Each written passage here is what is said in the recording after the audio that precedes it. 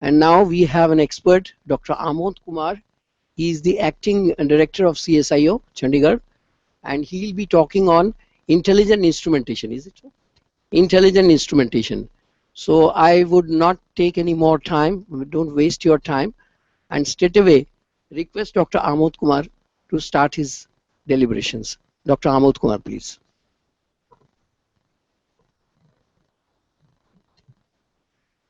Thank you, sir, and good afternoon to all of you.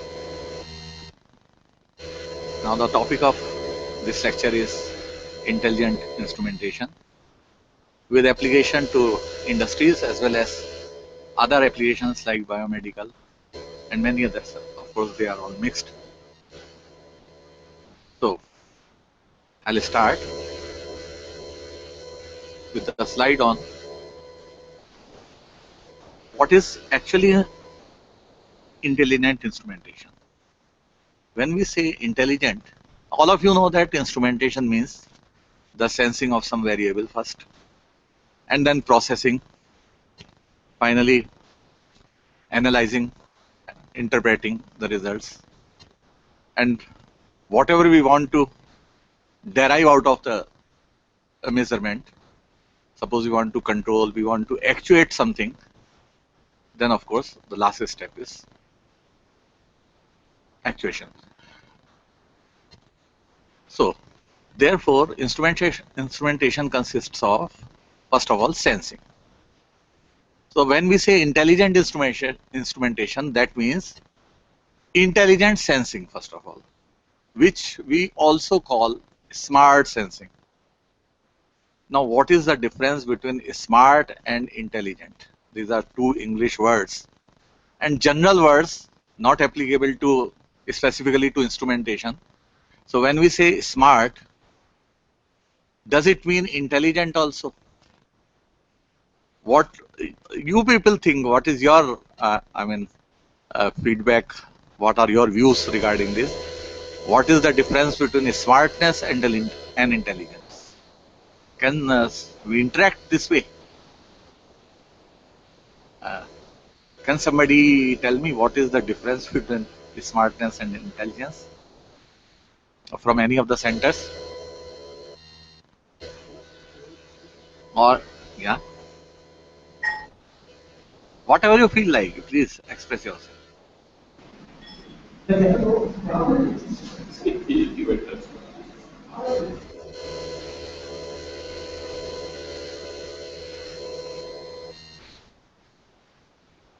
Okay.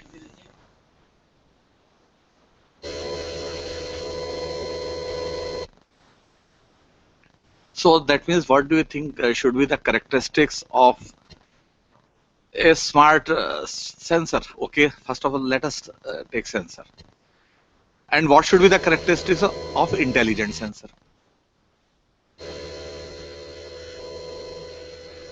Uh, you know what I'm asking? There is a word smart, there is another word intelligent. With respect to sensors, what will be the answer? How they are different? What is your answer?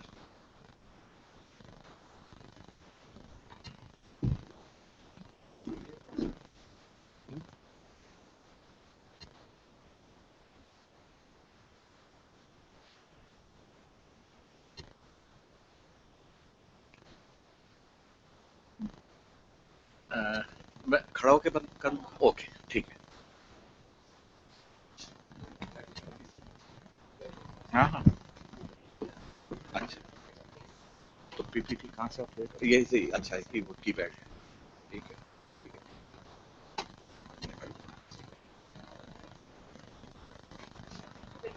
Okay, sir. Thank you. Okay. So let us go to smart sensors. It's, first of all of you know what sensor is. Sensor means a physical element which interacts with the environment and it senses some changes in the environment, some variable associated with a physical phenomena, like all of you know temperature, pressure, strain.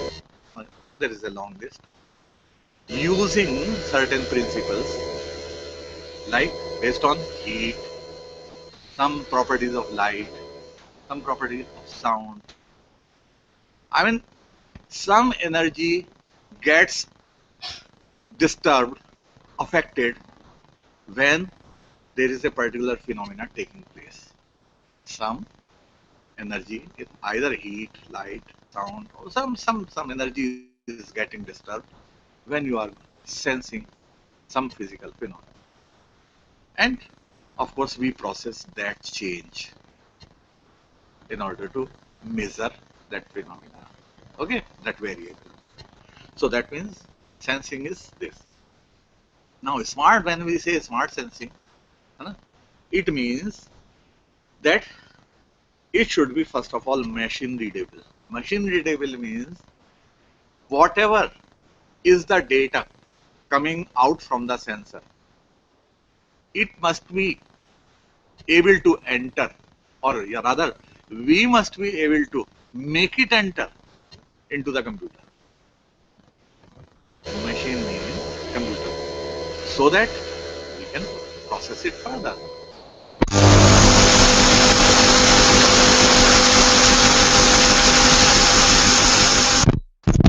So that we can take advantage of the capabilities of the computer.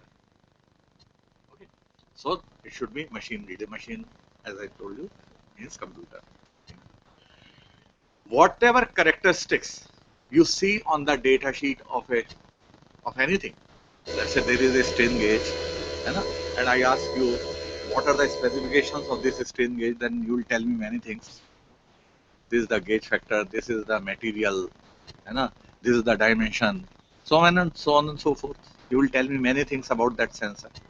That is the data sheet of that particular sensor.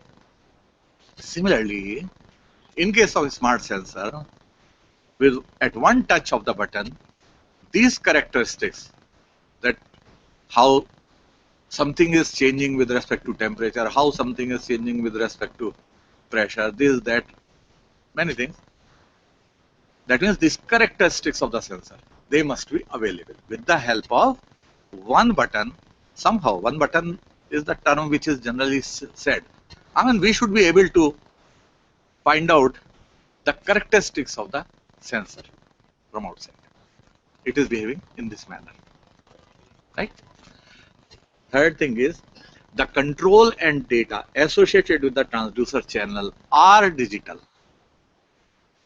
That goes by itself. When I said first a property is that it should be machine readable, that means that the output of the sensor has to be digital. Okay. That means if it is giving in analog form, the output is available in analog form, definitely within the sensor itself there must be embedded an A to D converter which converts it into digital. From our side, we want the data to be digital, because further processing will be digital signal processing, not otherwise. It will be digital signal processing. So whatever filtering, this, that, cross correlation, convolution of data is going to take place in order to find the desirable output, then that will be in the form of digital signal processing. And third is the triggering, status control, etc. They must be provided. We must be able to provide them from outside. At what point of time you want to start the sense observation? At what point of time we want that our sensor should start taking the reading? At what point it should stop? If suppose there is a mode change, there are many modes, then we should be able to change the modes. That means complete steering, triggering, controlling, etc. must be in our hand. That is the smart sensor, not only this. These are basic characteristics. Self-identification and self-diagnostics. That means the sensor is in place, it must be able to tell you that I am there. And just like when you all know, then when you boot the computer, then computer checks, hard disk is there, keyboard is there, the mouse is there. Self-diagnostics. Okay. If anything is wrong, then it must be able to tell you that this particular block of the sensor is not working. So self-diagnostics capability we expect from a smart sensor. Okay, output digital data, I told you. Time awareness. Time awareness means sensor basically why we are sensing a phenomena. Okay, maybe that we may have to make use of this data tomorrow. Okay, we want to have a report with us, and that report is required at any point of may be required at any point of time in future. Okay, so that means I should know that this data was recorded at this time on this day. Okay, so that means there it requires a real-time clock to be embedded with the sensor. With that clock will give date, time, okay, and things like that. It may give the whole calendar, doesn't matter, of the century. But which data was picked up at what point of time, that is the purpose of data logging. So I want my sensor should be a part of data logger at any point.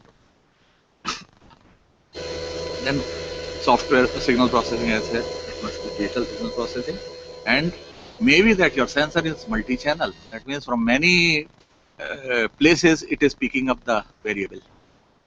From many places. Suppose the sensor is there. There is one sensor, and it has many sort of points from where it can pick the variables. I can sense the temperature from here also, from here also, from here also. All of them are going into one sensor.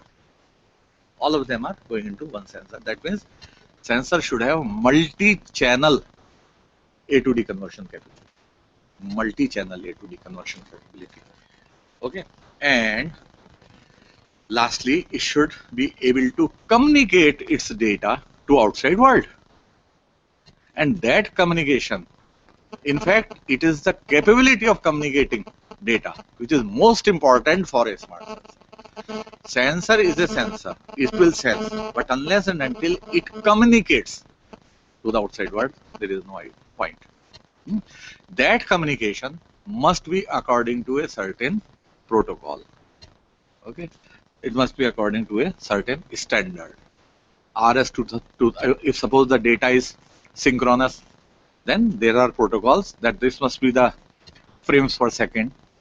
Okay, so the synchronous data synchronizes the frame with a pilot signal. So there are norms regarding that. If it is asynchronous data, it has got RS-232 protocol, or maybe that suppose it is going to many instruments, it's going to be used by many computers and other instruments, the data, then I may have IEEE 488 type of standard. Okay, so whatever is the communication standard, that must be according to a certain protocol. That is the requirement. For example, this is just an example that I want my car to be equipped with, to be an intelligent car. So what intelligence you can incorporate? Many things. Probably with every function you can say that this should be intelligent. Wipers should be intelligent. Automatically they should start when it starts raining. The speed of the wipers must be programmable by itself. I mean, I should not do anything. Intelligence means whatever we human being think, that is incorporated in the system. That is what is intelligence. Okay, so probably every part of this, mirrors should be like that. The side mirrors, everything should be, I mean, smart in the sense that it should sense the variables which are present in our outside world and act accordingly. So what I was saying is that suppose there are many variables, acceleration, this, there are many phenomena by which they will be sensed. Okay, so after preliminary signal conditioning within the sensor, you can see the preliminary signal conditioning, filtering, A to D for digitizing, and then digital signal processing. All these things you see, and then finally the communication. Okay, as I said, must be there. Now many people say many people say that everything, all of it, should be available on a single chip. On a single chip. I mean, that is something which is debatable, of course. Many of you may not agree that smart sensor is one in which the sensor and all of its processing, everything, should be is there on a single chip, silicon chip. Maybe it may be distributed, but it is just like that. Okay, like embedded system. How do you define the embedded system? As such, physically, you cannot say embedding means it must be a single chip. After all, your mobile is there. It's an embedded system. But it's not that everything is on a single chip. There are many, 2-3 chips inside this. Some one chip is doing communication, modulation, demodulation, this, that. Okay, I mean, something is, but it is calculator also. So one chip is doing the calculation work. Same chip is not doing everything. So it is just like that.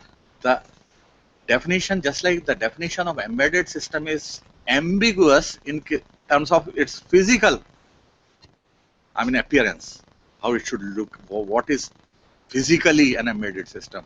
All things, is it a single PCB, which is embedded system, or what should be the size of it? Similarly, a smart sensor also is debatable whether all the sensing and processing, etc., should be there on a single chip, or is it possible that certain things are there on the chip, rest all are within the computer.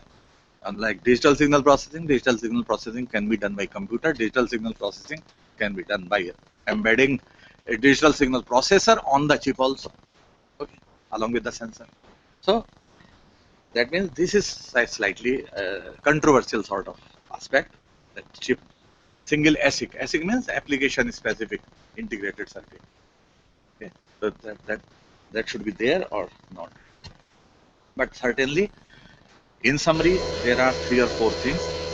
It should be able to sense, it should be able to process the information, it should be able to communicate the data with outside world, and integration of all these things is called smart sensing. So once, and this is the block diagram, you can see that here, that it is communicating and communicating. Now some people say that the smart sensor is one. There is no single definition, I am telling you. There is no single definition of smart sensing. Some people say that this communication is in a network. Now the situation changes, totally changes. Now, if the smart sensor is part of a network, then it goes into wireless wired or wireless sensor networks.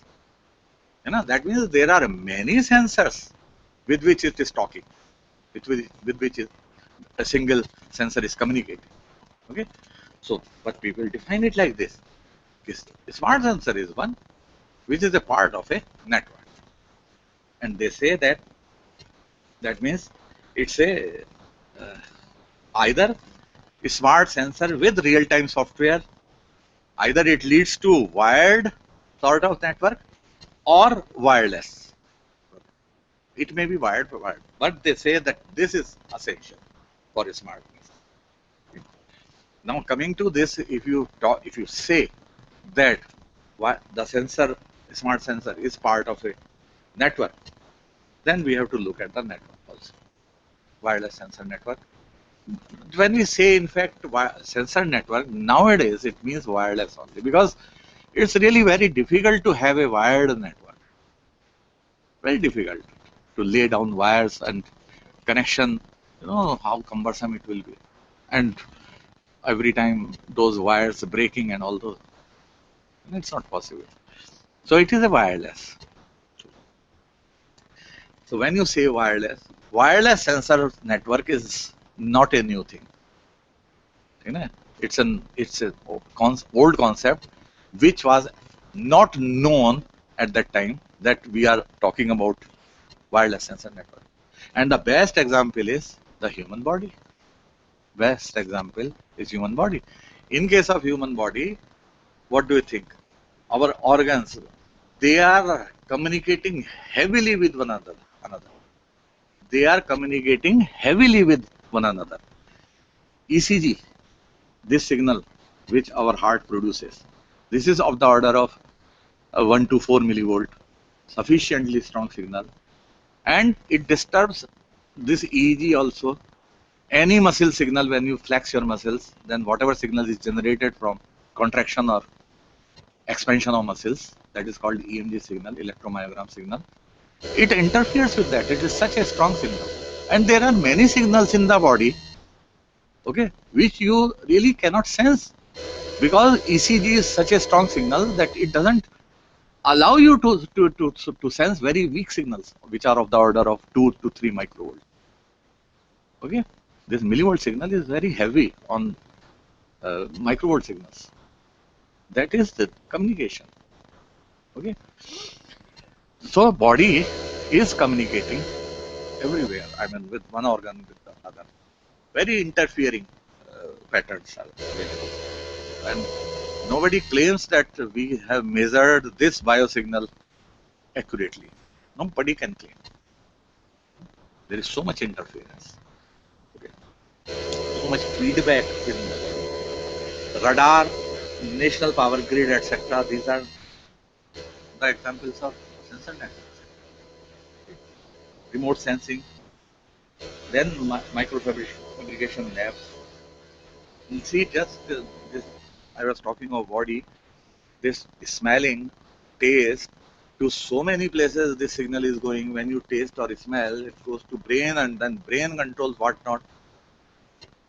It's a heavy communication which is going on.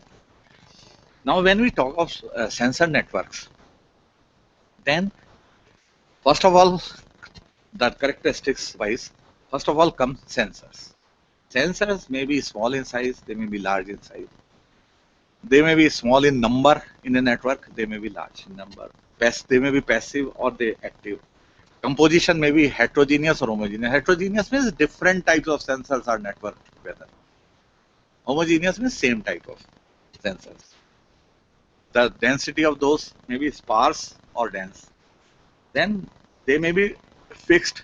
Sensors may be fixed at one place, and they may be movable also from one place to other place. Okay.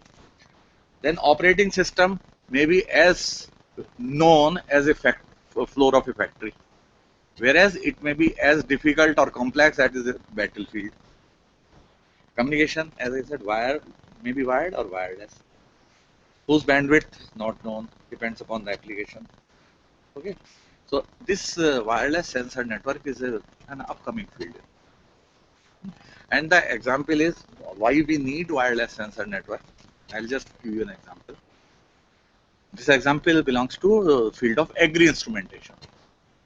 Suppose there is a field, khet hai, and I want to find out the characteristics of soil in that field. Now, if you think that soil is same at in every part of the field, then it may not be. No, ऐसा नहीं है. Soil may be having certain minerals more at some pockets and less at some other pockets of the field. It's a large field. Then soil composition, its conductivity, its pH, its salinity, everything. These things may be same, they may not be same. Okay. Now, in order to determine which crop I should sow in that soil, I need to know the characteristics of that soil at different places, and there these sensor networks help. Okay, sort of they image the field. Image doesn't mean optical image. Don't think I'm not talking of optical imaging. Here imaging means conductivity image, pH image, like that. No, that means the characteristics of the soil, that image. Okay, so accordingly I can recommend the crop to the farmer, that what he should do in different parts of the field. or I mean where he should be adding fertilizer more than the other part. कहाँ पे उसको किस type की fertilizer है ना डालनी है, और भी जितने there are many chemicals which are sprinkled in the soil. No? So for that, this is just an example of sensor network. Okay. Another example may be in defense. Another example is defense, that we want the information of the enemy, you know? And sensor networks maybe like in USA they are trying, they have embedded a chip in the bee. Bee नहीं होती है ना, तो those bees are flying, उसमें उन्होंने chip लगा दी, and that chip is receiving the information from different points in the enemy area. You know, you can't do anything with that bee, and either you catch hold of it, it will fly on its own. So like that, no, this is, it's a part of sensor network, that bee is communicating with another bee which has another receiver. The bee has a transmitter as well as receiver. This bee also has that. So therefore there is a network of bees. In fact, this is a network of sensors. So sensor nodes are basically small computers. Every sensor node means that sensor has got the signal processing capability also, computational capability also. It has got a small memory to store data, which it is transmitting to the other node. Okay, and there is a base station. Of course, there will be a controlling point for all these sensor nodes. So that base station is the interface between the data it is picking up, the sensor is picking up, and the user who is making use of that data. Okay. There is a host connector which is always present. So these are the different. In 1990, the sensor networks did not have much capability. Okay, they could communicate only from one point to other point. This is called point-to-point communication. Okay, now they can, any sensor network, we have got the capability. Body area networks, that means there are many sensors which are variable by the patient, and we can pick his ECG also. We can know his blood pressure also. These are the sensors which are, I mean, placed in a variable cloth, okay, inside, and he wears, and all the data of the patient is available, being communicated to the doctor. Okay. So this is also an example of a variable body area network. Now I'll come to intelligence. What it's, when you say that it is an intelligent instrumentation, intelligence means not only the sensing that I have told you. Sensor is one part of it. It is the processing of the information. And the processing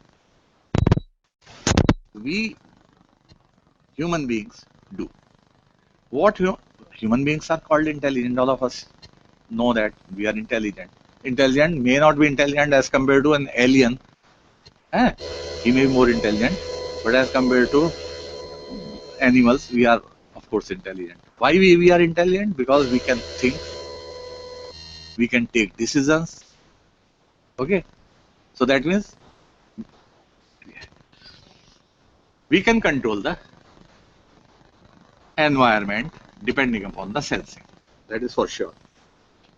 Now, how do we do it? That's the next question. Okay, we think with the help of what? With the help of our brain. You know? So, brain is something which must be different between, must be causing a difference of intelligence between an animal and human being, and it is like that only. Okay, now let us look at the brain. If we are intelligent due to our brain, and if we can impart that intelligence into an instrument or in a signal processing, that means that will also become intelligent. We call it artificial intelligence. Okay, means we human being, our intelligence is natural, and the intelligence imparted to the instrument is artificial. Now, why we are intelligent? We are intelligent because we have neurons in our brain. Everybody knows that we have neurons in our brain. And this is the structure of a biological neuron in the brain. And the structure is very simple. Let us see whether we can imitate this structure, we can duplicate this structure outside by electronic circuit. The structure is very simple, that there is a cell, body is made up of cell. So there is a cell, inside that cell there is a nucleus. You can see that there is a black nucleus. And then there are certain structures, these are called dendrites. You see there are dendrites.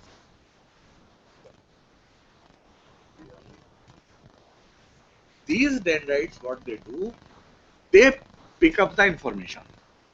Actually, the information which goes from the from certain organ, whether taste or whatever, that goes to dendrites. These dendrites pick up the information, which is processed by this nucleus, this cell, in fact, which is containing nucleus, and the output, that is whatever comes from it, through this axon, that goes to the next neuron. These neurons are one after the other. One neuron picks up the information, processes it in some manner, which we do not know how it does so, and the output goes to the axon. Mouse use करते हैं. Okay. So, therefore, this axon is the output. This axon is in fact terminating. You can see here these small black dots. Can you see? This is small blacks where these terminal buttons are written. These terminal buttons are in fact called synapse. Synapse. So that means information goes to synapse. From this synapse to the next dendrite. From synapse to next dendrite. The information goes electrochemical. In fact, when I say the information goes, when I say that information is traveling from the dendrite to cell, to axon, to synapse, that is the electrical in nature. That is the electrical in nature. This information is really in the form of flow of ions. Okay? This is in terms of flow of ions, basically. But here, once the information reaches the synapse, and next dendrite is waiting for it, that is called the synaptic junction. There the information travels by way of electrochemical phenomena. See the God, I mean why it has been done. Maybe that he must have thought that things are not shorted together. If everything is electrical and two things, join, हो सकता है information may get shorted, and so he thought कि why not change the mode of transmission from one point to other, so that this electrical earthing or shorting is not there. Okay, so he has done it so intelligently with us. So this way the information travels.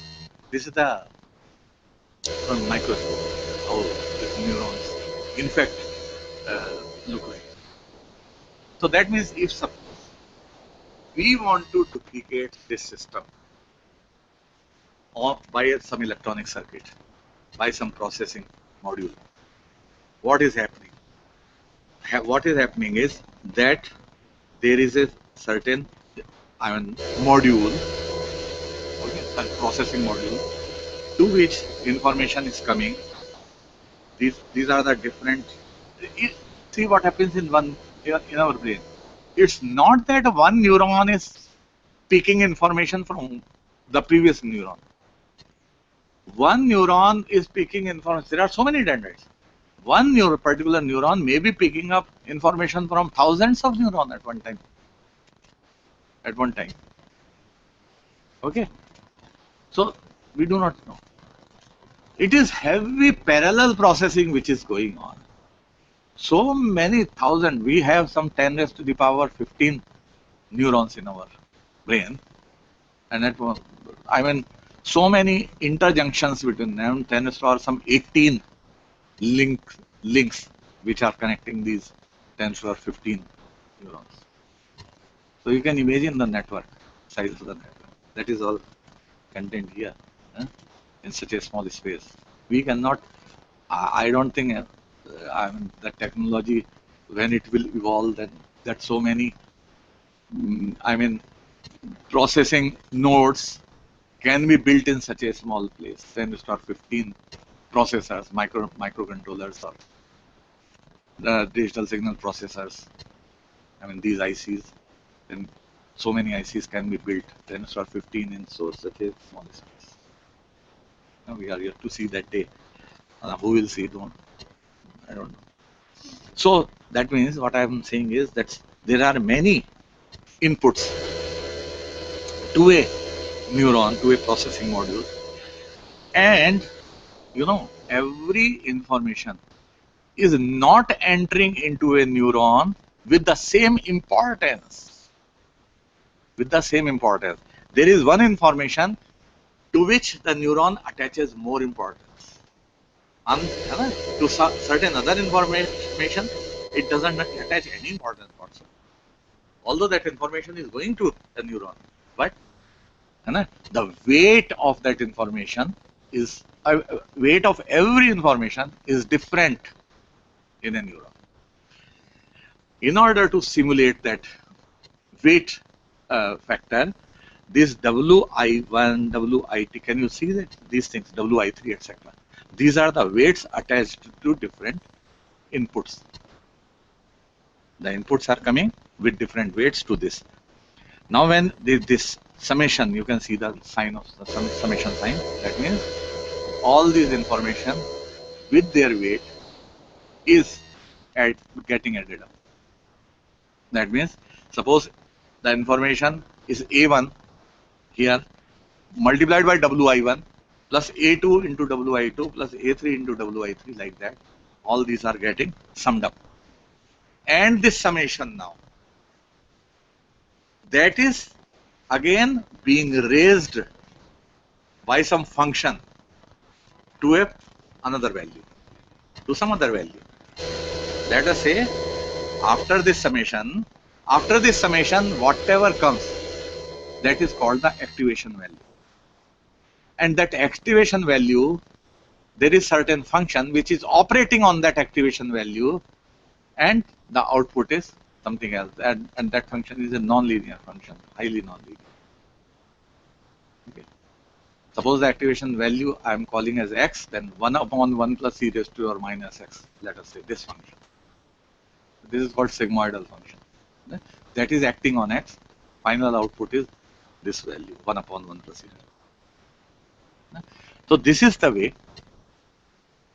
And there are many, if you suppose this is only one neuron, model of one neuron, there are many such neurons, then we can connect them all together in this manner. You can see here. Okay. Many neurons are connected. One is the input layer. Then there are hidden layers. They are called hidden, taking full part in computation, but hidden from the user side. What we know is that there is an input layer, there is an output layer. How many hidden neurons are there? Nobody knows. So this is artificial neural network. Our biological the actual neural network is never like this. It's only what we are doing in the lab. I mean, everybody, whosoever is working on artificial neural network, he is doing this way, that there is a certain input layer and many inputs are coming. Then certain numbers of neurons in the first hidden layer, certain number of neurons in the second hidden layer. This is the second hidden layer. This one, second hidden layer. Then this is the output layer. And then this is the way information is being processed. This is why neural networks are chosen for processing the information. You can say when computers are available, sir, write the equation. Whatever you are doing here, after all, here also we are taking help of an equation, as I said, summation of this, and then 1 upon 1 plus e raised to or minus x, some output, like that. Problem is this, the new, just like our brain. Again, I come back to the same question. I come back to the same question. Why we are intelligent? Why we are intelligent? Again, it's not that our brain processes certain information. Brain of an animal also processes information for that matter. Okay, but probably what is better in human beings is that we can learn. We can learn from the experiences. है ना? That is certain, something which is unique. ऐसा नहीं है कि हम 2 into 3 कर लेते हैं तो बहुत खुशी की बात है. It's not that. है ना? We learn from our experiences. That makes us intelligent. ठीक है? कैसे? Suppose कर लो कि there is a fan, that pedestal fan is lying there. Okay. Suppose there is a child, है ना? He comes here and he asks, "What is this?" You will say, "This is a fan." Then he will see this, and he will see the, I mean, all the geography and this thing, everything, है ना, of this. He will find out that there are 3 blades. There is something which is at the back. कुछ मोटा मोटा बड़ा सा है, कुछ motor, the motor part I am referring to. ऐसा है और इस तरह से डंडा है, इस तरह से. This is, and this rotates, है ना? That is a fan. He has learned it. He has come to know of it. He has not learned it. He has come to know of it now. है ना? After 6 months, if he comes across some similar thing, maybe that not the pedestal fan, but the ceiling fan. उसको ceiling fan दिखा दो आप. वो immediately his brain will correlate. कि यार वो जो 3 होते हैं ना पंखे, और वो घूमते हैं, तो उसको फैन बोलते हैं. ठीक है ना? मे बी कि वो इस शेप का ना हो, तुम और किसी शेप का, वो जो शादियों में होते हैं ना 2 पंखड़ी वाले जो कभी हवा नहीं देते, चलते शोर मचाते हैं, हवा कभी नहीं देते वो. ठीक है ना? तुम उसको वो भी दिखा दो, ठीक है ना, तभी वो बता देगा कि वो जो है ये दिस इज अ फैन. तो व्हाट आई मीन टू से इज कि he has learned that there is something that which has got 2 or 3 blades, structure is like this, it is called different. This is called learning. And why we learn? Why computers cannot learn? आप कह सकते हो कि वही बात है कि भाई I am having an equation, that equation is there in the computer, that equation is in my brain also, है ना? My brain is able to learn, computer is not able to learn. तो ऐसा क्यों होता है? Why computers are not intelligent? ये तो पता है ना, computer only process the data. They are not intelligent by themselves. ठीक है ना? Human beings are intelligent. Learning के कारण. And why learning is done? Computer doesn't learn, है ना? ये तो sure है. It learns का मतलब it only understands what we make it to understand, not more than that. But why it cannot learn? Why human beings learn? क्यों ऐसा क्यों होता है? ह्यूमन बीइंग्स में क्या खास बात है कि वो लर्न कर सकते हैं? ब्रेन में उनकी क्या है जो वो लर्न कर सकते हैं? ये तो सोचो ना कभी कि कुछ तो है ना एक्स्ट्रा ब्रेन में, which makes us say कि हाँ ये तो फैन है भाई, मैंने देखा था इसको, फैन है.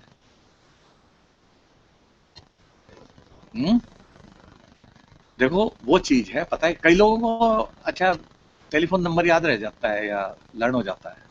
कई लोगों को हिस्ट्री की डेट्स याद रह जाती हैं. बाबर जी आए थे कभी, बाबर जी अफगानिस्तान से आए थे, इब्राहिम लोदी को 1526 में पानीपत की लड़ाई में हराया था. अरे यार तू पैदा हुआ नहीं था, पता नहीं था कि नहीं था 1526 में, लेकिन पता लग तुझे याद हो गया. यही तो कहोगे ना कि a person can remember the date, sometimes he can remember the telephone number. कईयों को कारों के नंबर बड़ी अच्छी तरह याद हो जाते हैं. हाँ तो माइक्रो प्रोसेसर तो कंप्यूटर में तो बहुत हमसे तगड़ा माइक्रो प्रोसेसर है. अगर माइक्रो प्रोसेसर का कंपेयर करो ना तो हमारा ब्रेन तो कुछ भी कैलकुलेशन नहीं करता, जहां वहां पे मेगा इंस्ट्रक्शंस पर सेकंड के हिसाब से कैलकुलेशन हो रही होती है. मेगा फ्लोटिंग पॉइंट ऑपरेशंस पर सेकंड, इतने मेगा फ्लॉप्स के. का प्रोसेसर है, या इतने मिट्स का, मिलियन इंस्ट्रक्शंस पर सेकंड। ये तो सुना होगा तुमने या नहीं सुना? मिलियन इंस्ट्रक्शंस पर सेकंड वर्ड या फ्लोटिंग पॉइंट ऑपरेशंस पर सेकंड वर्ड तो सुना होगा यार, है? तो हमारा ब्रेन तो उतनी जल्दी कैलकुलेट कुछ भी नहीं करता। शकुंतला देवी को छोड़ दो यार, वो गई यार, हाथ गई बात गई, वो भी फिजिकली, ठीक है ना? लीव नॉर्मल ब्रेन की बात कर रहा हूँ, it doesn't process even 1 million of what computer. उस लिहाज से कंप्यूटेशन के लिहाज से इतने फिसड्डी हैं हम, इतने गद्दड़ हैं कि तुम सोच नहीं सकते। फिर what is there which makes us intelligent? Why we can learn computation? तो मैं नहीं मानता एकदम। ये तो कंप्यूटर के फेवर में जाता है पॉइंट, ह्यूमन बींग्स के फेवर में जाता ही। जब तुम ह्यूमन बींग्स को कंप्यूटर से अगर कंपेयर करो तो ये मिलेगा तुम्हें, computers are very fast in compare, human beings are nothing, ठीक है ना? फिर सोचो यार, थोड़ा सा तो बता दो मेरे को कि why we are intelligent या why sort of we can learn। इसका कारण क्या है? एक्सपीरियंस। तो उस एक्सपीरियंस में क्या करते हैं हम, मतलब अच्छा चलो यहाँ पे आओ, एक चाइल्ड या तुम हो मान लो, है ना? तुमने you have seen this fan, तुमने उसमें क्या देखा? फैन में देखा, ठीक है ना? और क्या देखा? उसके पंखुड़ियां देखी, है ना? ये भी देखा कि वन पंखड़ी जो है that is disjointed from other, कुछ बीच में गैप है, एक कंटिन्यूअस डिस्क तो नहीं है पंखड़ी, है ना?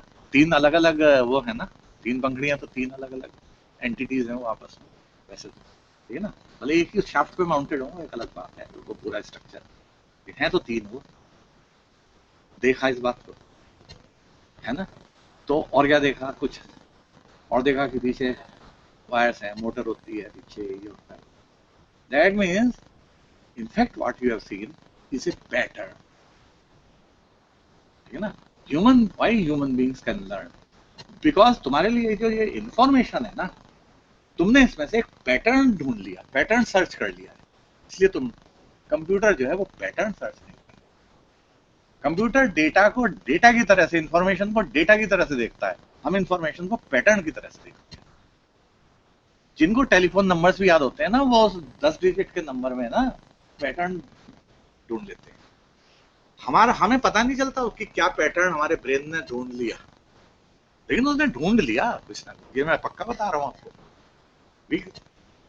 Many times we do not come to know that what is that pattern which our brain has learned, हमें नहीं पता, लेकिन उस भाई ने कर लिया, स्मार्ट, ठीक है ना?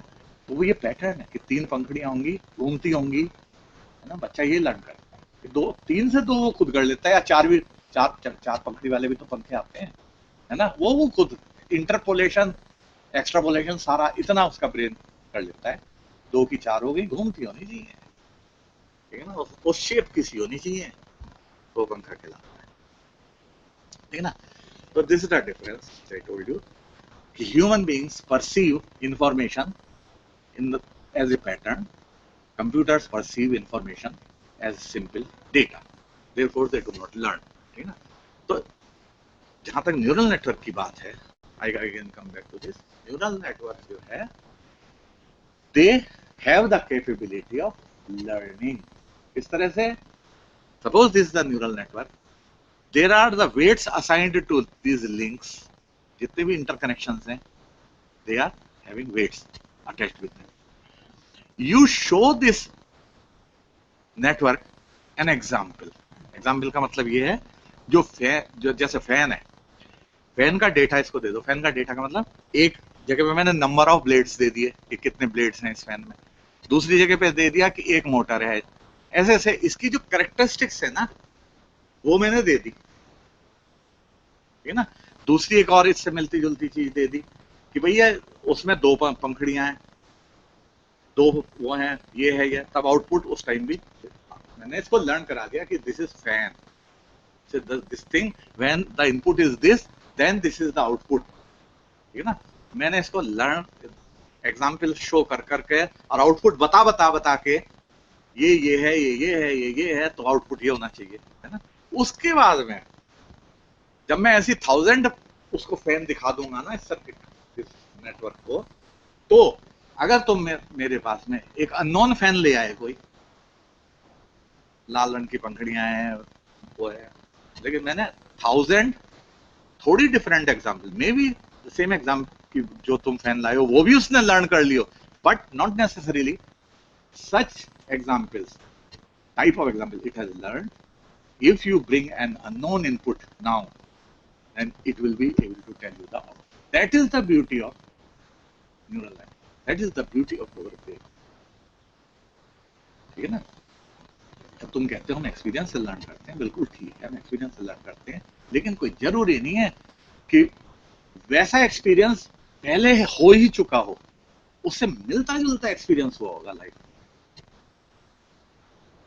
ठीक है ना? हर जब तुम कहते हो कि एक कार स्कूटर से भिड़ गई, हर बार एक कार स्कूटर से उसी एंगल पे नहीं भिड़ेगी, कभी हेड ऑन भिड़ेगी, कभी, लेकिन तुम सबको कहते हो ये एक्सीडेंट। वही है कि तुम्हारा ब्रेन इतना इंटरपोलेशन खुद कर लेता है, ब्रेन हेल्थ, तो वही कैपेबिलिटी हम इसमें मतलब एक तरह से इनकॉर्पोरेट कर दी। Once I have given it input and output का set, I have told it, then once it has learned, then I can give an unknown input and it will predict. Then it is ready for acting as.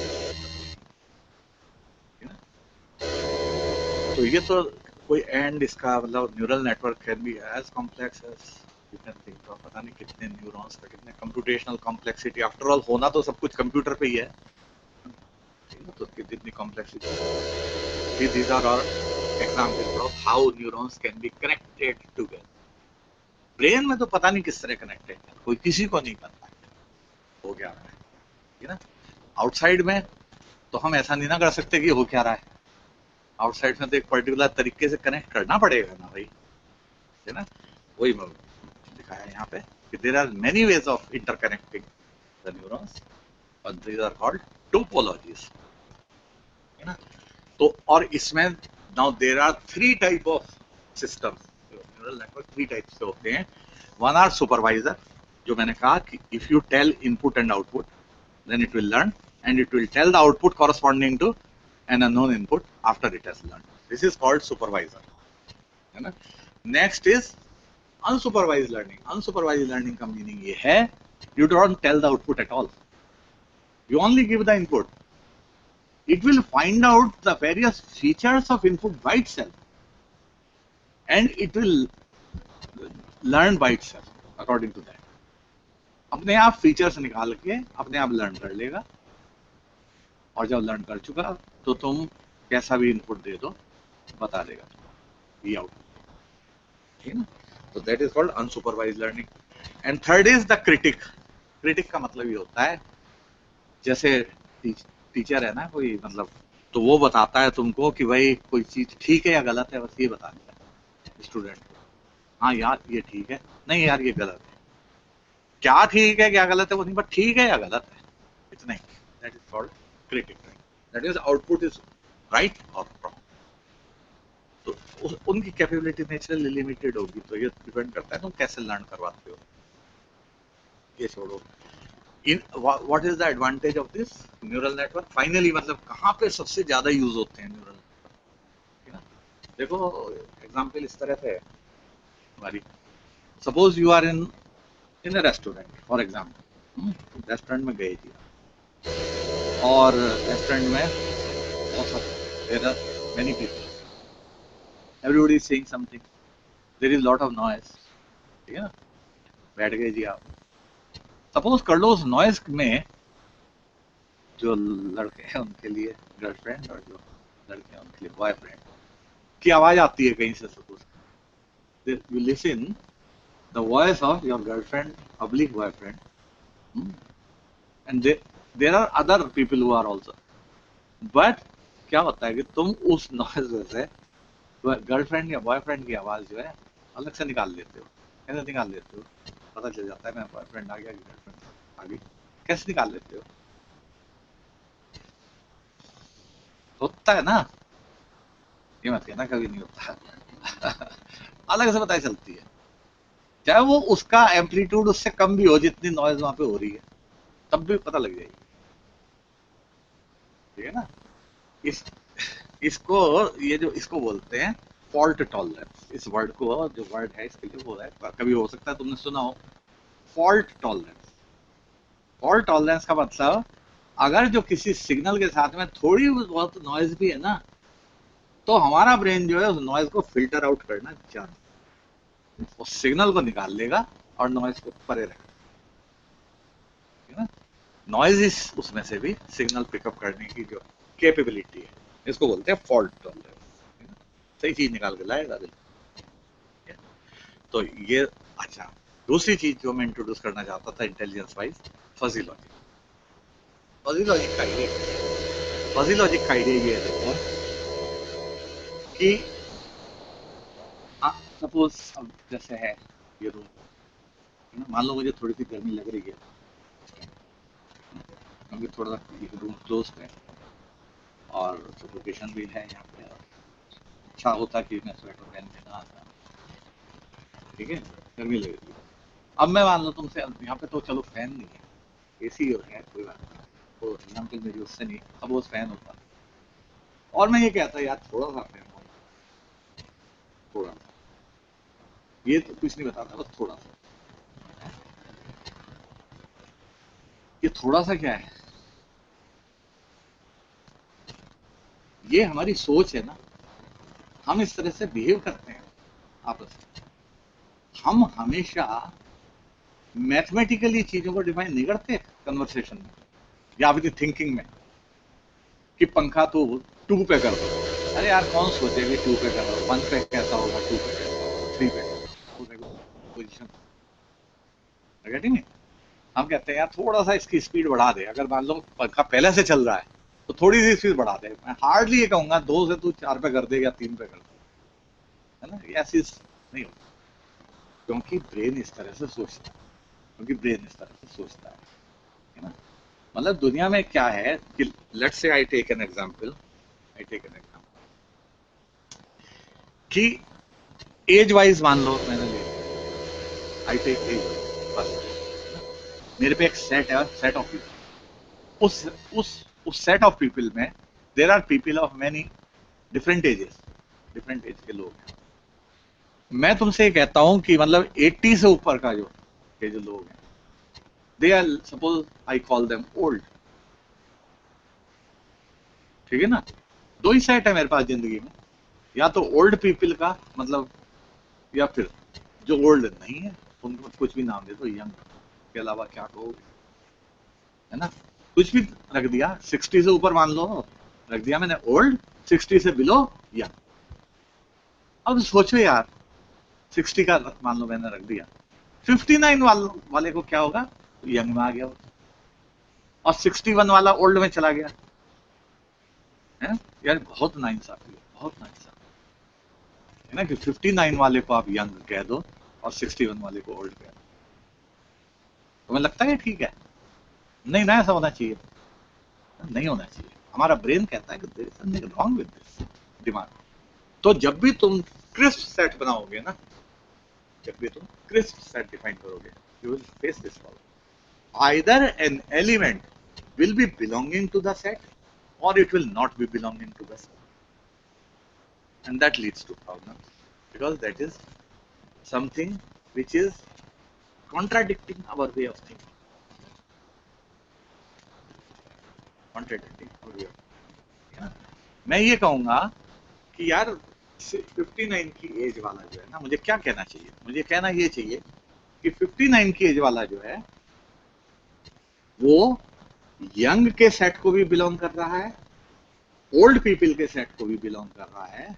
Only thing is कि is his degree of membership is this with this set and is this with this set. उसको वो late us से 49% belong कर रहा है एक set को, दूसरे सेट को 51%।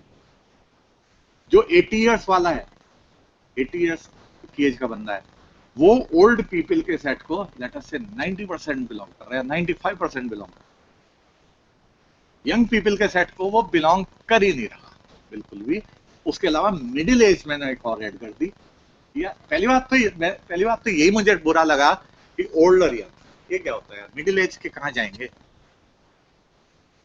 मिडिल एज के लोग कहाँ जाएंगे? वो भी कहेंगे हमारा भी तो एक सेट है दुनिया में, हम भी तो है, ठीक है ना? तो वो तो दुखी हो जाएंगे। तो मैंने उनको दुखी नहीं करना, ठीक है ना? मैंने उनके लिए भी एक सेट डिफाइन करना, मिडिल एज, यंग, ठीक है ना? उसके बाद में आती है degree of belongingness. Degree of belongingness का मतलब यही है कि एक 80 इयर्स वाला यंग के सेट को तो पक्का है कि वो बिलोंग नहीं कर सकता, he is no more young, है ना?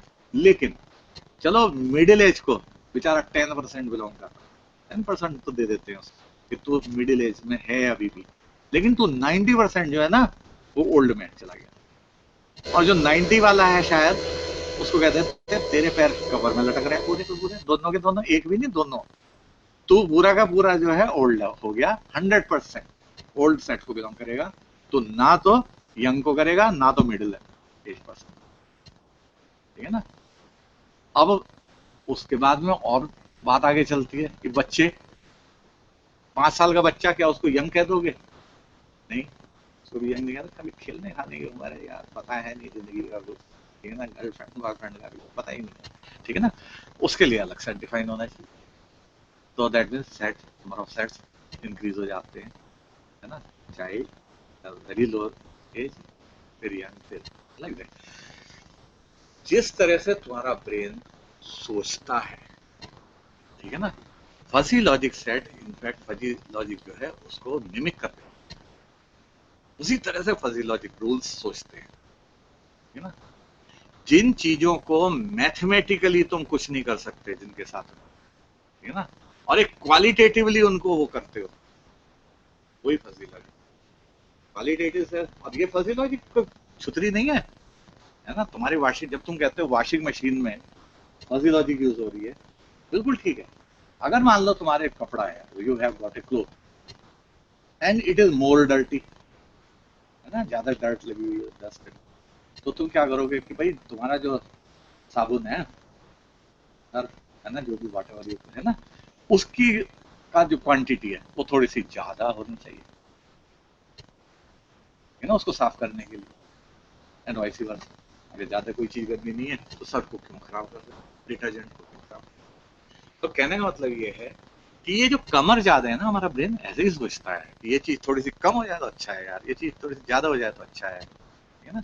वो कभी भी क्वांटिटेटिवली नहीं सोचता। तो यही बात इसको फजी बोलते हैं, फजी थिंकिंग। हम हमेशा क्रिस्प नहीं सोचते जिंदगी में, फजी सोचते हैं, way of thinking is fuzzy. ये जो लॉजिक है ये यही है। फजी लॉजिक में क्या होता है, ये वही दिखाया देखो कि एज के young but not too young, कोई चाइल्डिश मतलब, not young and not old, कई सारे सेट्स तुम डिफाइन कर सकते हो।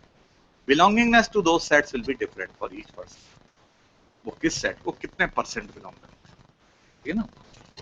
ये देखो फॉर एग्जाम्पल, मतलब अब तो मैं चलो माउस से दिखा देता हूँ, ठीक है ना? यहाँ पे कैन यू सी दिस कि कोई मान लो लेट अस से ये जो है ये एज नहीं है, ये नॉर्मलाइज्ड एज समझो, 0 से लेके 1 तक है ना, ये लेट से 0 से लेके 100 इयर्स है। हर एक चीज को तुम 100 से मल्टीप्लाई कर दो, एक्स एक्सिस पे whatever is given, just multiply by 100, ठीक है?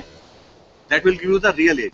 तो ये 100 से डिवाइड करके सॉर्ट ऑफ, जिसको कहते हैं ना, डेटा को नॉर्मलाइज किया हुआ है।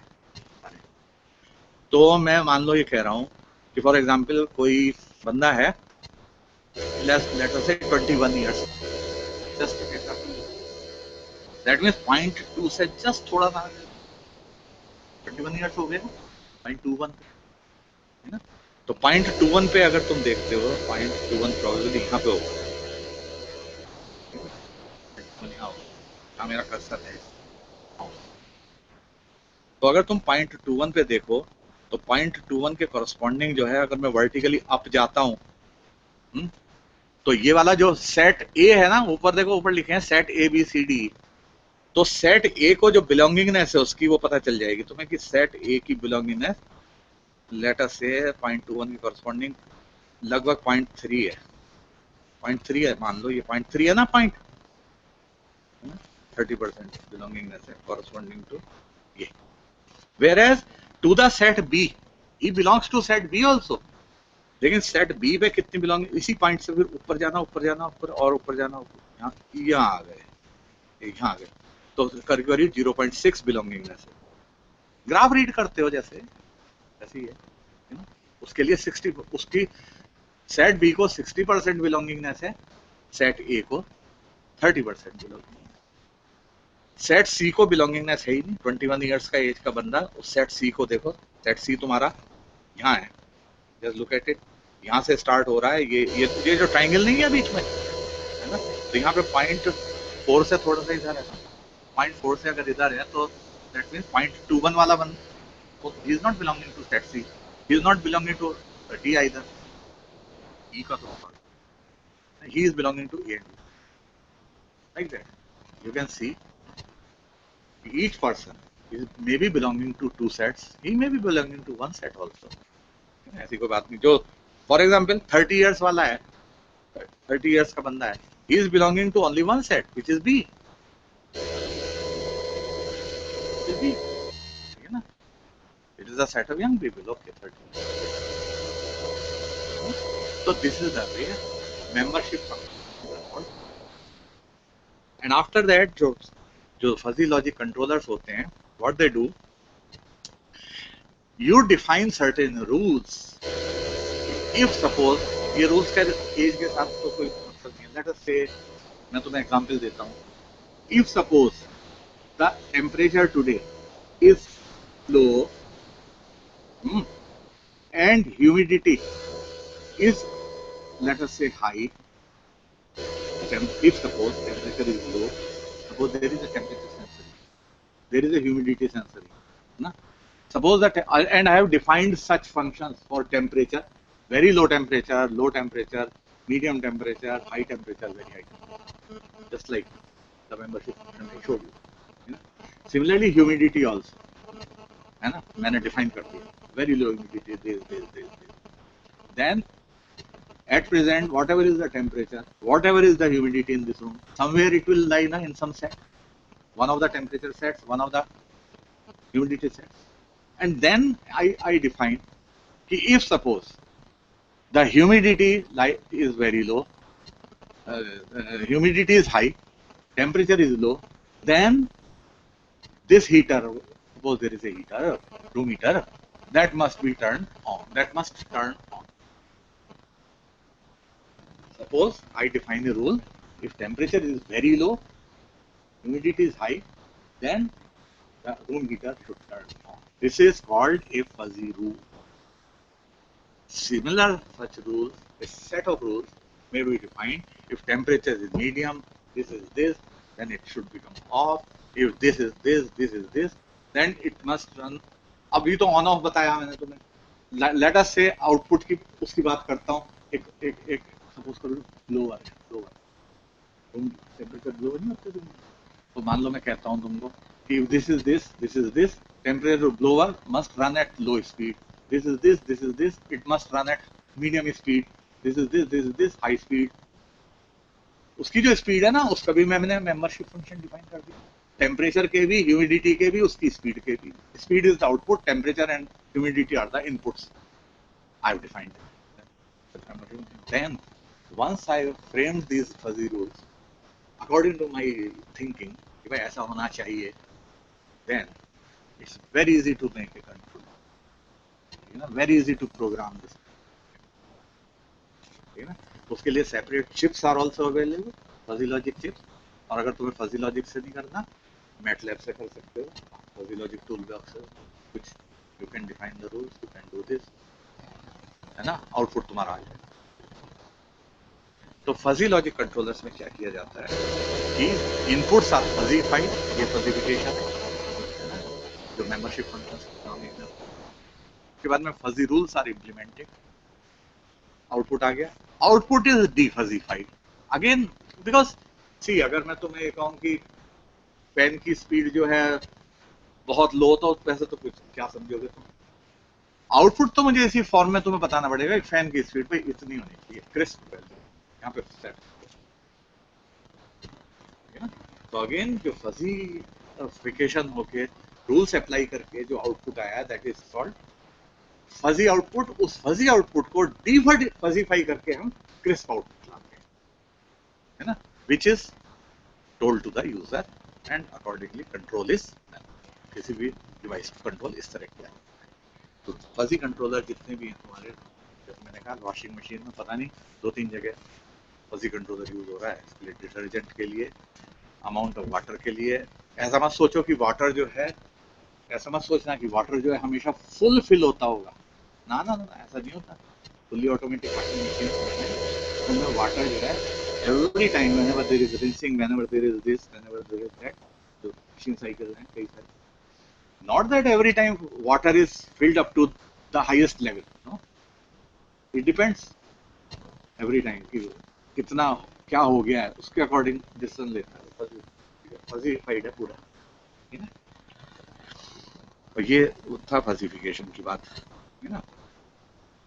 एप्लीकेशन की जहाँ पे बात है, मैं तुम्हें इंडस्ट्रियल, ये तो बायोलॉजिकल एप्लीकेशन तो है ही इसकी, मैं तुम्हें एक इंडस्ट्रियल एप्लीकेशन बताता हूँ, सारी की सारी we have done it in our lab, ठीक है ना। ये एप्लीकेशंस जो है, ये रियल एप्लीकेशंस में बताने जा रहा हूँ तुमको, लेकिन बायोलॉजिकल एप्लीकेशन से पहले मैं तुम्हें इंडस्ट्रियल एप्लीकेशन बताता हूँ।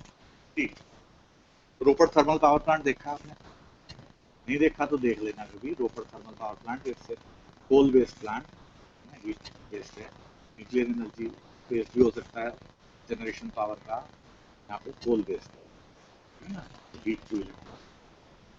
तो उसमें क्या है कि स्टीम टर्बाइंस है, वहाँ पे, है ना। तो जब हाई वेलोसिटी की स्टीम इंपिंज करती है, तो तुम थर्मोडायनेमिक्स तो पढ़ा होगा कभी, तुम तो इंजीनियरिंग के स्टूडेंट हो या नहीं, वैसे इंजीनियरिंग के हो ना, थर्मोडायनेमिक्स में पढ़ा होगा तुम लोगों ने जरूर, कि स्टीम टर्बाइंस होते हैं, जब हाई वेलोसिटी की स्टीम जो है that impinges on the blades, the blade start rotate, है ना। वाटर टर्बाइंस में it is the water which rotates the blade, steam turbine के केस में it is either the high velocity of steam which rotates the blade, or in case of reaction turbine, जो steam दो तरह के होते हैं steam turbine, impulse turbine and reaction turbine। impulse turbine में velocity of steam rotates the blade, और reaction turbine में it is the outgoing steam, just like jet engine, jet rocket होता है ना, जिसमें flue gases निकलती हैं तो इंजन को thrust मिलता है आगे से, getting it? जो तुम्हारा जेट रॉकेट हैं उनमें कैसे होता है, जेट रॉकेट कैसे प्रोपेल होता है आगे, क्योंकि उसमें जब तुम्हारा फ्यूल बर्न होता है, फ्यूल बर्न होने के बाद में जो गैसें पीछे से निकलती हैं, उसकी वजह से जो रिएक्शन फोर्स मिलता है न्यूटन के थर्ड लॉ से, दैट टेक्स फॉरवर्ड, ठीक है ना। तो ऐसे रिएक्शन टरबाइन के केस में भी जो स्टीम, उसके ब्लेड्स इस तरह से डिजाइन होते हैं कि जब स्टीम बाहर जाती है तब वो रिवर्स डायरेक्शन में रोटेट करवा देते हैं। These are the two principles. Anyway, you need not know the principle of turbine, but what you need to know is कि when turbine blades break, जब उन टूट जाते हैं, तो देख लो कि पावर प्लांट जो है उसका शट डाउन का तो समझ ना, जब ब्लेड ब्रेक हो जाएगा, ब्रेक होगा कि कोई मैकेनिकल स्ट्रक्चर ही तो है भाई, है ना, वो दुनिया में कहीं ऊपर से तो नहीं है, वो भी कभी जिंदगी में ब्रेक होगी। पावर प्लांट शट हो गया, पावर प्लांट शट डाउन हो गया तो इलेक्ट्रिसिटी बननी बंद हो गई, ठीक है ना।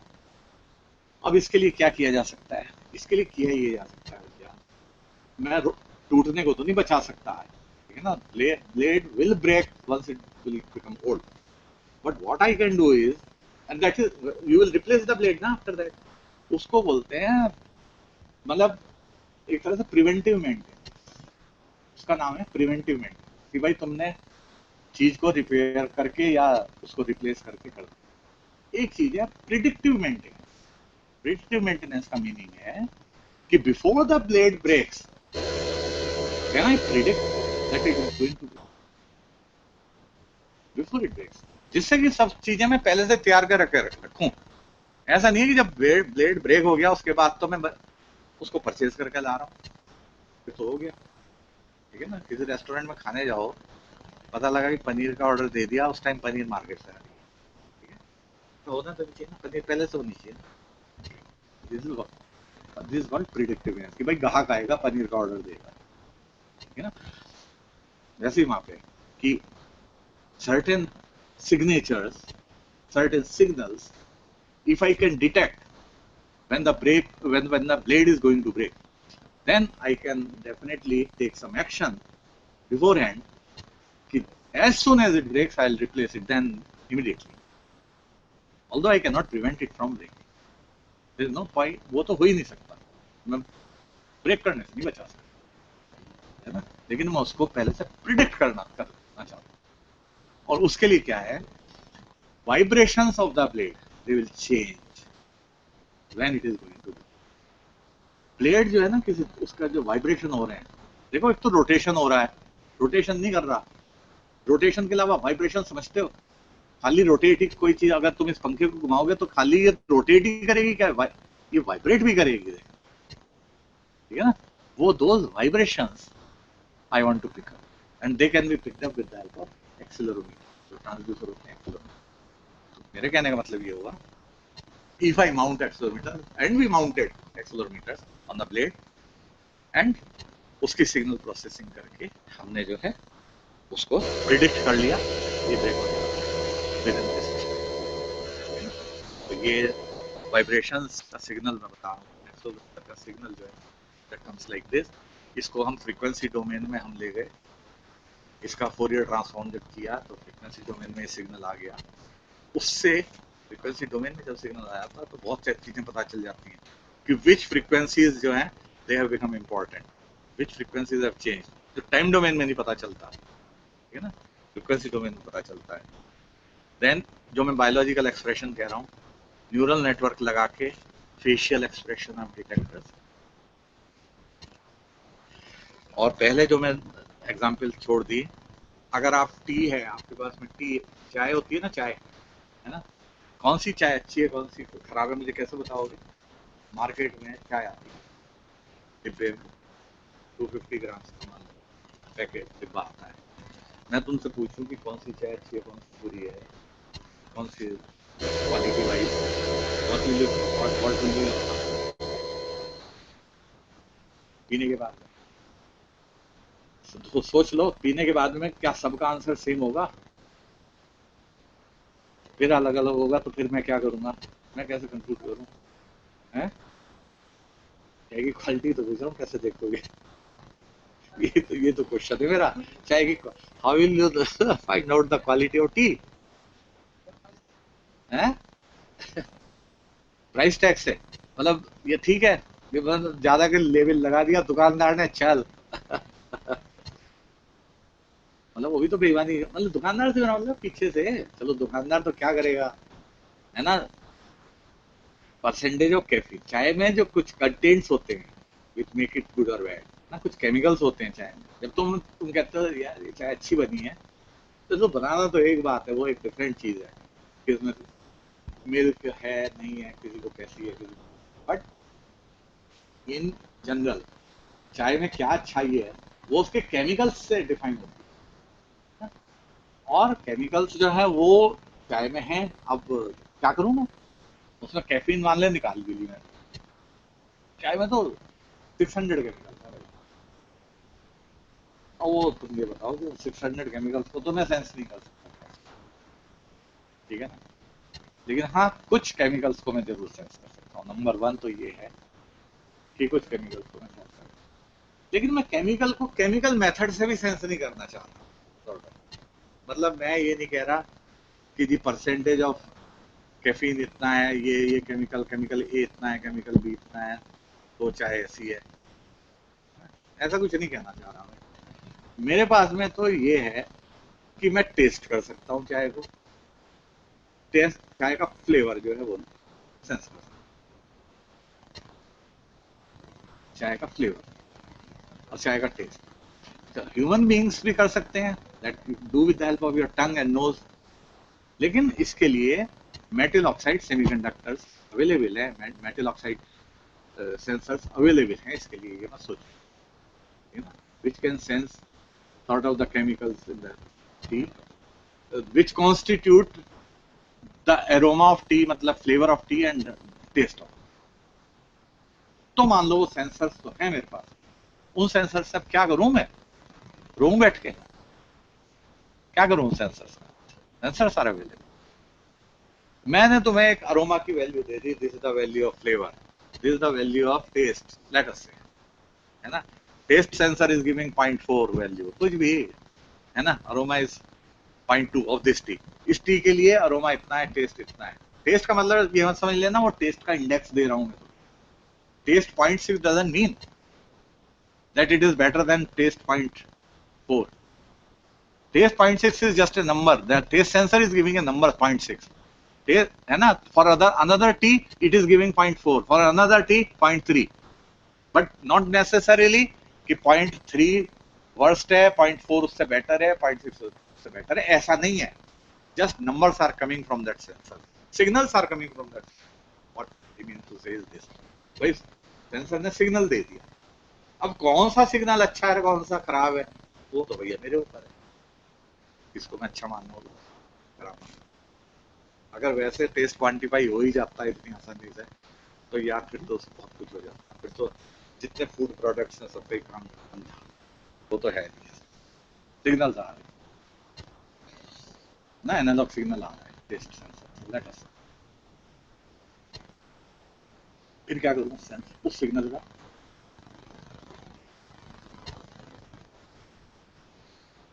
एक सिग्नल का मतलब लेटर से एक टी है ना, तुमने उसको 80 डिग्री सेंटीग्रेड के पानी में डाल दिया, वाटर में, हॉट वाटर में, जैसे घर में चाय बनाते हो, फिर डाल दिया, उसके बाद में तुमने उसका कलर भी देख लिया, किसी का कॉफी मतलब ब्राउन होगा, किसी का रेडिश होगा, किसी का ओके, मान लो किसी कलर सेंसर से तुमने, कलर सेंसर तो बहुत है, कोई प्रॉब्लम नहीं है, सीसीडी कैमरा वगैरह बहुत है, कलर सेंसर कलर देख लिया. देन जैसा मैंने कहा टेस्ट सेंसर है, they are metal oxide material based, वो टेस्ट सेंसर जो है लेटर से एक वैल्यू दे रहा है, है ना, दूसरी चाय के लिए उसकी वैल्यू ये है, तीसरी चाय के लिए ये वैल्यू, ऐसे फ्लेवर सेंसर है, डीसी वैल्यू दे रहा है. अब क्या करूं उन वैल्यूज के साथ, कैसे बताऊं कि कौन सी चाय अच्छी हो. स्टैंडर्ड किसको बोलते हो, किसने डिफाइन किया,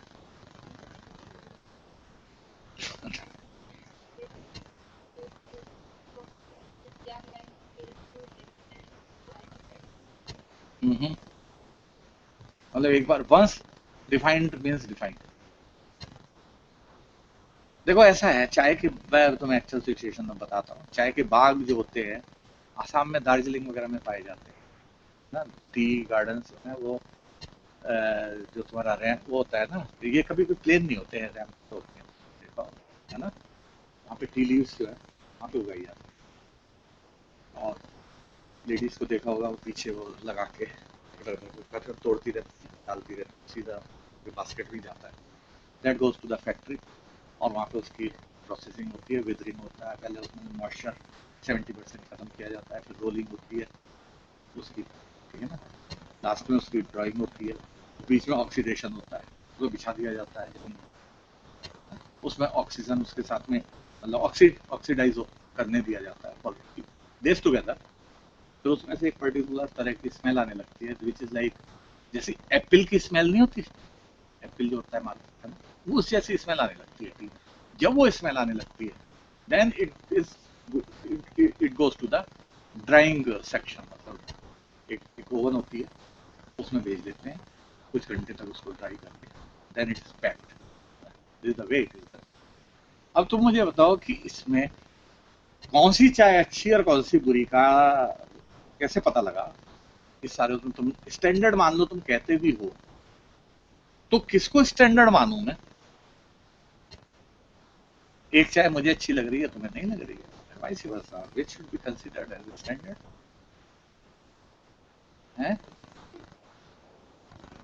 नहीं, ये स्मेल का जितना ज्यादा क्या होता है, मुझे ज्यादा स्मेल अच्छी नहीं लगती, तुम्हें लगती है? चाय ऐसे होती है, एक चाय है जिसमें बहुत अच्छी स्मेल आ रही है, लिप्टन टी है ना, लेकिन उस चाय का कलर जो है बिल्कुल बेकार होता है, माउथफुलनेस उसकी कुछ नहीं होती। माउथफुलनेस में जब घूंट पड़ते हुए ऐसा लगना चाहिए ना कि यार चाय पी है, उसको बोलते हैं माउथफुलनेस। अरे चाय के बड़ा पैरामीटर्स है भाई, सिर्फ टेस्ट और वही नहीं है ना, बहुत पैरामीटर्स है जिसको, तो अब अच्छी बुरी का क्या हिसाब, मुझे ग्रेट कर कि इस बात की चाय अच्छी है, इस बात की, क्योंकि T is exported, India is number 3 in export, Sri Lanka Kenya के बाद में इंडिया का नंबर है, जिससे पता नहीं कितनी फॉरेन करेंसी आती है। चाय जो है, तुम्हें विश्वास नहीं होगा, 35,000 रुपीज केजी तक की चाय बड़े आराम से बिकती है इंडिया से। 1 किलो चाय 35,000। बस किसी भी चीज पे करता है, लेकिन चाय चलो जैसी मिट्टी है उस बागान की मिट्टी है, मिट्टी तो मैं मतलब उसका वो नहीं चेंज करना चाह रहा, मैं तो ये चाय तय करना चाह रहा हूँ, I want to determine what price should be. एक पर्टिकुलर टी है, बन गई है, प्रोसेस हो गई है, अब एक्सपोर्ट की बारी आई है, वो जो है चाय का वाला जिसका है वो कितने उसने export, what price he should keep for his T. 35,000, 40,000, 2,000 रुपए किलो, 10 रुपए किलो।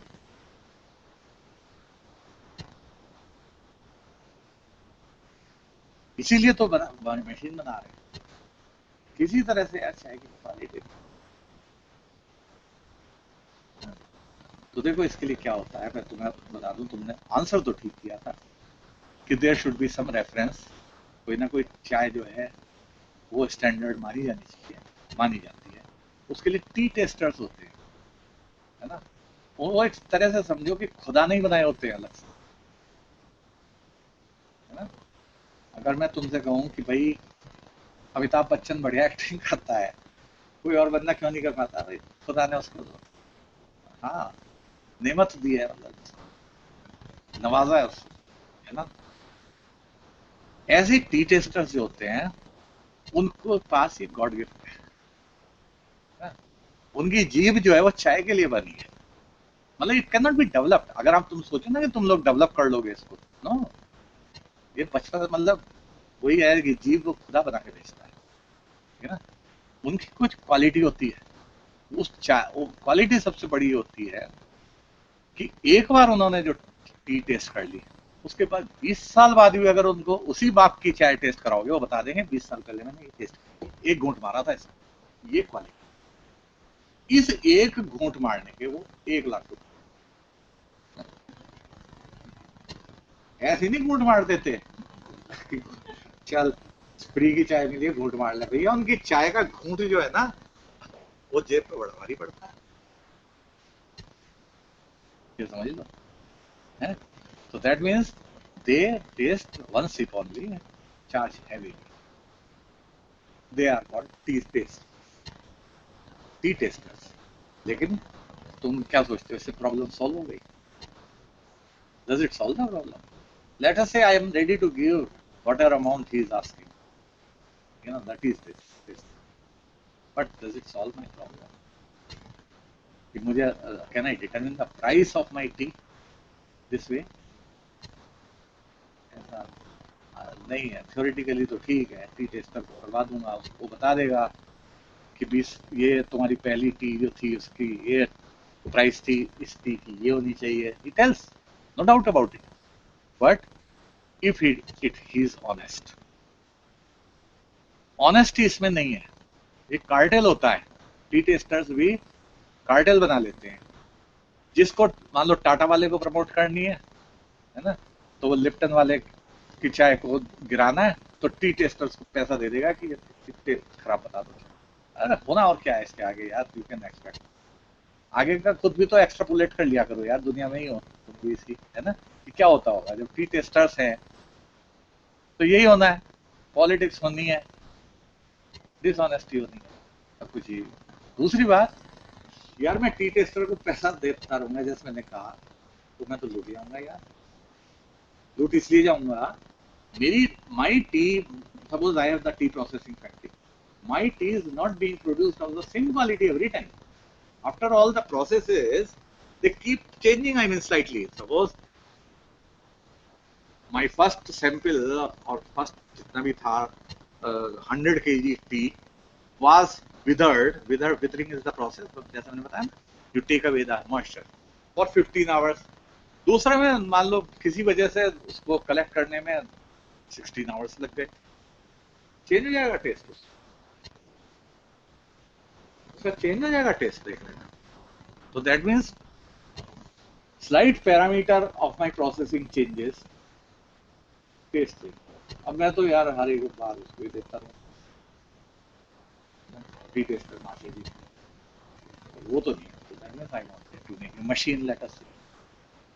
आइडिया यही है कि मशीन को हमने क्या किया कि ओके टू फाइंड आउट अब क्या क्या चाय के पैरामीटर्स है। There are certain physical parameters, there are certain chemical. Physical parameters हैं कलर, डेंसिटी, टी लीफ का साइज। तुमने देखा होगा अगर लिप्टन की टी देखो ना, तो उसकी पत्ती जो है ना वो कप में नीचे, जो अगर मान लो तुम छानते नहीं हो है ना पत्ती के साथ ही, या मतलब चलो उस वेसल को देख लो जिसमें टी बनाई है, पूरी पत्ती खुली दिखाई देगी, बड़ी पत्ती दिखाई देगी अच्छी। लिप्टन की जो बढ़िया चाय है, अच्छा ऐसे वाली रेड लेबल और ये जितने भी हैं ये सब ग्रेन्युलर टीज होती है। मतलब वो तो उसी हिसाब से है, वो तो तुम्हारे ऊपर है कि भाई कितनी डालते हो कितनी, वो तो इंडिविजुअल का है। उनको तो उनका फिक्स होता है टी टेस्टर्स का, 80 डिग्री सेंटीग्रेड पे वाटर में 2 मिनट तक अगर 80 डिग्री सेंटीग्रेड मेंटेन किया हुआ है, इतनी टी डाली गई, इतने पानी में इतनी टी, इतने ग्राम वाटर, वो सारा फिक्स है ना प्रोसेस। तब वो एक सिप मारने के लिए राजी होता है बंदा। तो खैर मैं ये कह रहा हूँ तुमको कि मान लो ये सिस्टम भी बनाते हैं तो we can maintain the same thing, इतना वाटर, इतनी टी, इतना ये। देन उसका कलर क्या होगा, ड्राई टी लीफ का कलर क्या होगा, उसका साइज जैसा मैंने बताया, या शेप। ग्रेनुलर टीज होती हैं गोल गोल से दाने से वाली, और दूसरी चीज होती है जिनमें जैसा मैंने कहा पत्ती होती है, जैसे बीड़ी नहीं होती, बीड़ी है ना, वैसी मतलब रोल की हुई पत्ती देखो, कई जाए वैसी होती है ना। वो यही तो पंगा है सारा, कि यहीं पे तो क्वालिटी जो है ना डिफर करती है। These are the physical traits of the physical parameters हैं। कलर, लिकर टी का कलर, ड्राई टी का कलर, डेंसिटी उसकी कि एक गिवन वॉल्यूम में how much tea can be accommodated, depend करता है कि किस टाइप की टी है ना। उसमें मॉइस्चर, टी का मॉइस्चर जो है वो बहुत दुखी करता है। तुम डिब्बे में चाय लाते हो ना, तो अगर तुम मान लो कि उसको 2 या 3 मिनट खोले रखते हो डिब्बे को, उसके बाद उसकी क्वालिटी कैसी, it is the first 2-3 minutes जो कि उसकी क्वालिटी जो है जिसके लिए वो डिफाइंड है। अगर उसमें तुमने चाय बना के पी ली तो उसकी क्वालिटी अगली बार की चाय से डेफिनेटली तुम्हें डिफरेंट मिलेगी। तो वो जो डिब्बा खोलते ही जो चाय बनाते हो, क्योंकि उस टाइम उसमें मॉइस्चर नहीं है ना, जैसे ही खुल गया उसके तो 2 मिनट बाद तो पता नहीं कितना मॉइस्चर आ जाता है, हो गया काम, खराब हो गया, तो चाय तुम दूसरी पीते हो। तो मतलब कहने का ये है moisture content in that will be sensed by moisture, ठीक है ना। ये तो सारे के सारे फिजिकल पैरामीटर्स हुए। केमिकल पैरामीटर्स हैं तुम्हारे टेस्ट एंड फ्लेवर। ये केमिकल फ्लेवर किस वजह से आता है, वोलेटाइल कंपाउंड की वजह से जो इवापोरेट होते हैं। टेस्ट किसकी वजह से आता है, नॉन वोलेटाइल कंपाउंड्स की वजह से, वो केमिकल कंपाउंड्स जो इवापोरेट नहीं हो सकते, दे गिव द टेस्ट।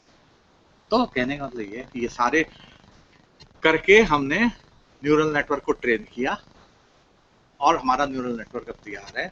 अब अगर तुम मुझे चाय की पत्ती दोगे, मेरा न्यूरल नेटवर्क उसकी क्वालिटी इंडेक्स बता देगा, लेकिन हाँ एक बार कैलिब्रेट टी टेस्टर से करना पड़ेगा। इस टी की वैल्यू ये, इस टी का ग्रेड ये, इस टी का ग्रेड ये, grade is defined, neural network is learn, वो ग्रेडेड टी जो है मिलती है। तो अरे आप बताओ, कीप ऑन, मेरे पास तो बहुत एग्जाम्पल्स हैं भाई।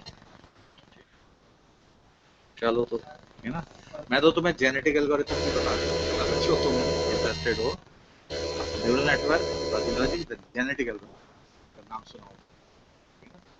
तो या next time, that's a full topic in itself, genetic algorithm, DNA क्या है, ये क्या है, ये क्या है, एल्गोरिथम्स कैसे बनते हैं, नेक्स्ट टाइम। Thank you. अच्छा, क्वेश्चंस देने कर सकते हैं ना, तुम लोग तो सो रहे हो सकता है वो जाग रहे हो। एग्रीकल्चर में जैसे एक तो सॉइल के लिए, ठीक है ना, दूसरे सपोज कर लो फॉर एग्जांपल किसी प्लांट में तुम्हें डिसीज डिटेक्शन करना है, प्लांट में डिसीज डिटेक्शन करना है, तो डिसीज डिटेक्शन करने के लिए तुम कुछ पैरामीटर्स उसके प्लांट के सेंस करोगे ना, फोटोसिंथेसिस से रिलेटेड कुछ होंगे, ठीक है ना, तो दैट मीन्स दो sensors must be able to communicate, मतलब तो स्मार्ट सेंसर तो यही है बेसिकली, कि signal processing must also be there that place only, और उसके बाद में तुम्हारा रिजल्ट भी वहीं आ जाए। तो मतलब जहाँ अब प्लांट उठ के कहीं जा नहीं सकता ना, प्लांट को आप तोड़ के नहीं ले जा सकते, you can take, that means plant का अगर डिसीज डिटेक्शन करना है कि इट इज हेल्दी प्लांट वहीं करना है, तो वहां पे फिर स्मार्ट एट दैट, ठीक है ना। बाकी किसी भी कोई भी चीज की अगर क्वालिटी तुम्हें ऑनलाइन देखनी है, ऑफलाइन में तो ये है कि you have brought that thing into the lab and their quality they, यहाँ पे जैसे चाय की बात, कई चीजें ऐसी होती हैं which can not be brought from the field to the, तो वहां पे स्मार्ट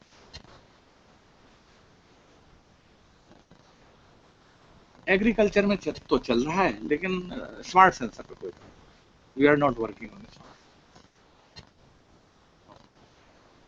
हाँ, थोड़ा सा मेडिकल में काम चल रहा है स्मार्ट सेंसर में, but not in agri, medical instrumentation चल रहा है, इजी सेंसर मैंने बनाए, दे आर टू स्पेसिफिक।